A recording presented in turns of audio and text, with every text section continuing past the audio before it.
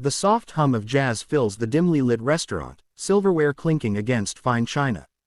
Candace moves between tables with practiced grace, balancing a tray with 3 plates of steak. The lights glint off the faint scars that run along her cheek and down her wrist, old wounds she never hides but never explains. At table 7, 2 businessmen in expensive suits watch her approach. One leans closer, smirking. "Look at that," he whispers, not quietly enough. "Bet she got those in some bar fight." The other chuckles. "Yeah, or from her crazy ex. Guess some people just attract trouble." Candace hears every word. Her chest tightens, but she forces a polite smile as she sets their plates down. "Enjoy your meal, gentlemen." Her tone is calm, professional, but her eyes flicker with hurt before she turns away. At the bar, a man in a faded army jacket, Jack, notices everything. His posture straightens when he catches a glimpse of the small tattoo on her wrist, partly hidden under her sleeve. It's a symbol he hasn't seen in years, the unit crest of the 182nd Medical Evacuation Division. His breath catches. For the first time in a long while, the veteran's hands begin to tremble. The dinner rush finally begins to fade. Candace leans against the counter, taking a deep breath as the laughter and chatter soften to a quiet hum. Her back aches, her feet burn, but the ache in her heart is worse. She glances at her reflection in the brass panel behind the bar, running her fingers gently over the scar on her cheek. She's long since stopped trying to hide it, but moments like tonight make her wish she could. From the corner, Jack lifts his glass, signaling her over. His voice is calm, deep, respectful. "Miss, if you don't mind me asking," he begins, eyes not leaving her wrist, "that tattoo, the one under your watch. Is that a phoenix over a medic's cross?" Candace freezes, instinctively tugging down her sleeve. You recognize that?" she asks softly. Jack's throat tightens. 182nd Medevac Unit, right. Afghanistan. I served in Echo Company. Her eyes widen, all color draining from her face. "Fob Anvil," he nods slowly, his voice trembling. "Yeah, I was there when the convoy got hit outside Kandahar."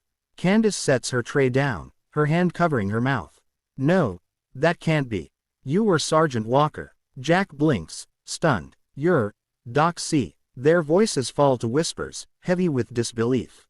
The restaurant's background noise fades into nothing as 2 souls from a past drenched in sand and fire recognize each other again, in a place that couldn't feel further from war.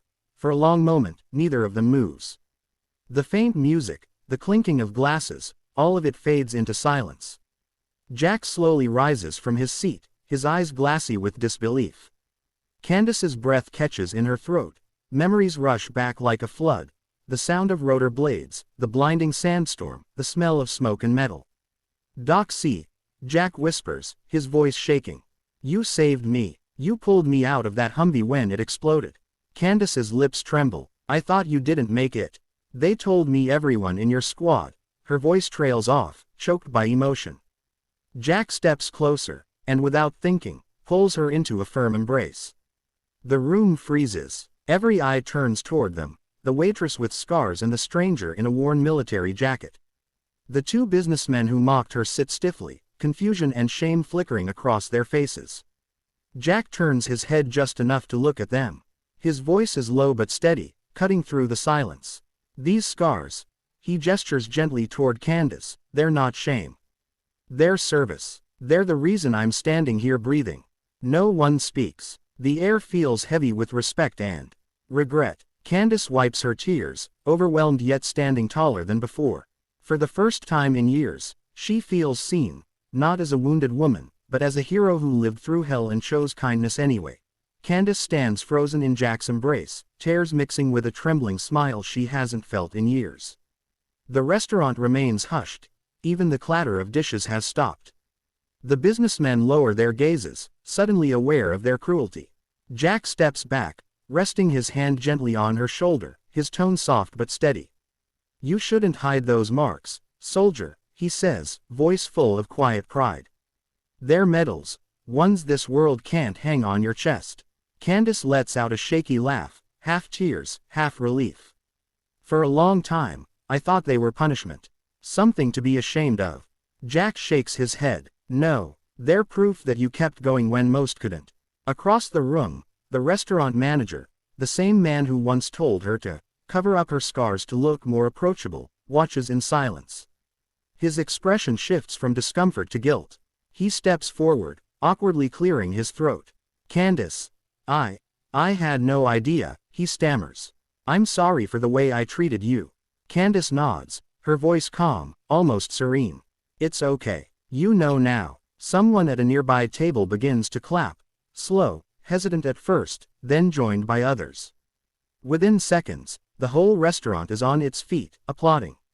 Candace stands there in disbelief, tears streaming down her face as the sound fills the room.